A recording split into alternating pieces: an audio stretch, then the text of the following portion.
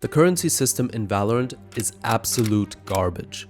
Now, whether you play Valorant or not, the algorithm obviously thinks that you're interested in it. And I gotta tell you, once you enter this rabbit hole of scams, there doesn't seem to be an end.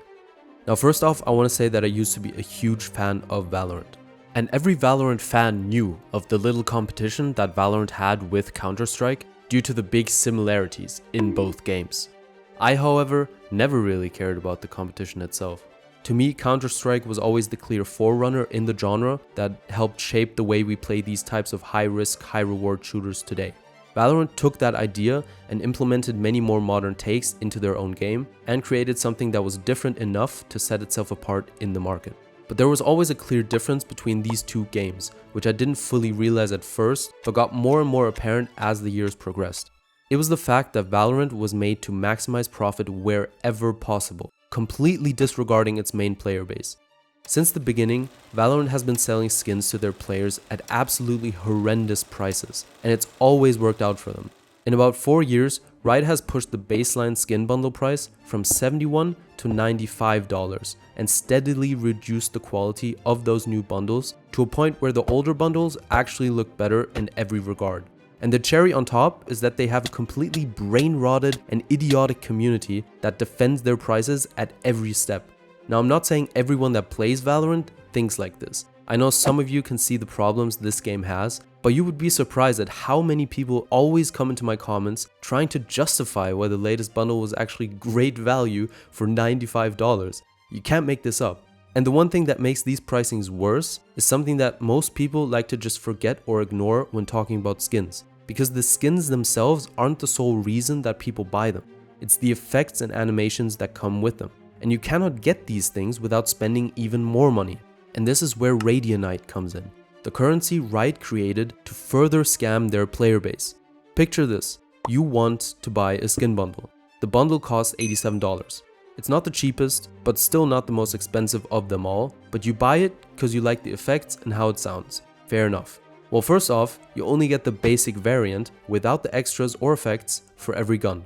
So in order to get full access to the thing you already paid money for, you would have to use 30 Radianite to unlock all effects and another 45 Radianite to unlock the other variants. You know, the whole reason to buy premium skins in the first place.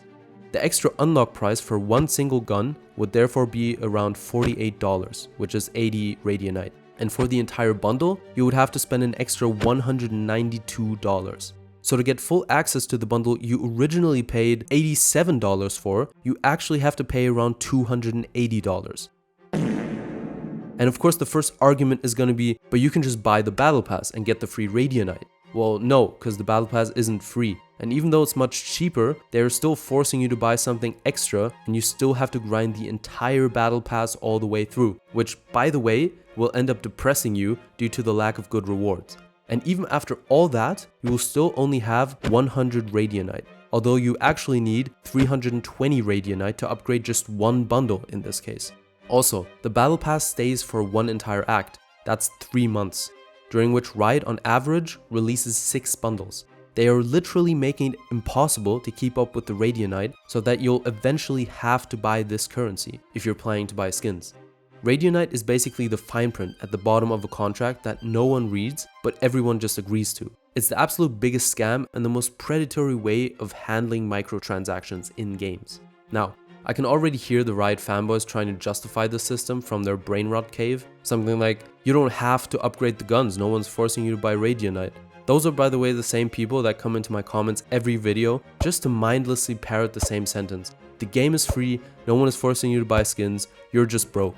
And every time I see this statement, it makes me laugh a little at how shallow-minded some people are. And I dare you right now to scroll through the comments on this video, you will find this exact statement repeated everywhere.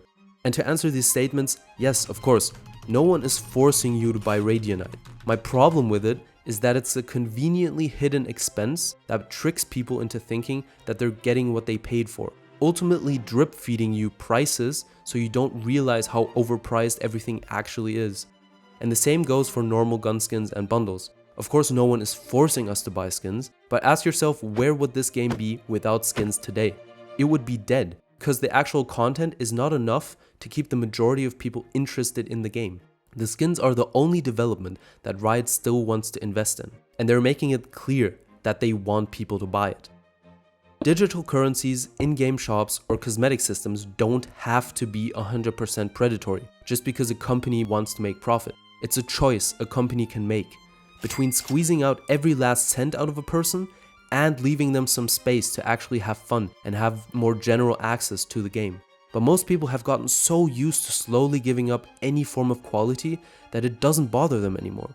What is it to them if a price jumps from $71 to $95? Just a few bucks, right? But as a whole, this sentiment is the exact reason we are digging our own graves. It's why all prices are skyrocketing in stores, why the general price of games went from $60 to now sometimes $90 to $100 in pre-order sales, and why companies are trying out everything in their power to reduce production quality and to increase revenue. All of course with the simple explanation of inflation, which a lot of Valorant players love to use. Does inflation also decrease the time they spend on every development? Does it decrease the quality or the creativity someone is able to use? Does inflation restrict innovation or the will to give back to the community? Inflation is real to an extent, but mainly it's just a simple word to excuse greedy marketing strategies. In my last video, I called Riot out for adding their new premium Flex cosmetic, but now they actually released their first Flex in a bundle. Listen to this. The bundle costs $70. Keep in mind, this was once the level of the Prime or Reaver bundle, but from now on, for $70, Riot will only give you 2 guns instead of 4, because the Flex is there instead. It's something they could have added to the Battle Pass, or something they could have given us as a ranked reward in different colors. But no, instead they use it to inflate the prices for new bundles, slowly giving us less and less just to scalp more money off the player. By the way, they intentionally added the passive effect to a Flex that it makes you slower while you walk in game. Why does that matter, you ask? Well, Riot's most expensive skin type is the knife skin. The main reason people buy knife skins is because they can look at them in game, right? Makes sense. But to kill enemies and to win rounds, you need to have your gun equipped. So mainly, you can only get value out of your knife skin when you're rotating from side to side. If carrying your Flex makes you slower than holding your knife out, no one is going to use it during side rotations or during matches. So what is it really there for, and why would you want it? The cosmetic is purely there to bloat future bundles with less value and to further lower the standard for the consumer. And to be honest with you, I don't think people will learn. In the end, the important thing is that the choice of buying is still up to you.